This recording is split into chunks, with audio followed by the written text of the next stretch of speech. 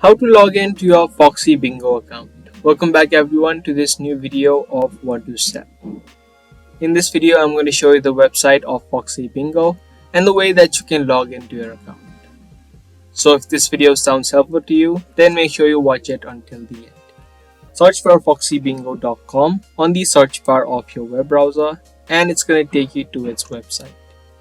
From this website you can see a login or a register button on the top right. If you have not registered or signed up for Foxy Bingo, click on register and create your account. To log into your account, click on login and this login form will open up. So in this box, type in your user ID or your email address. Once you type in your user ID or your email address, in the second box, type in the password.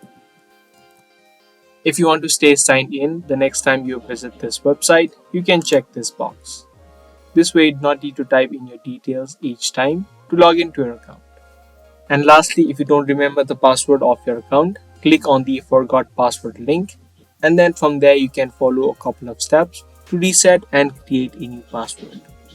Once you fill in both of these information, click on login and you'll be easily logged in to your Foxy Bingo account.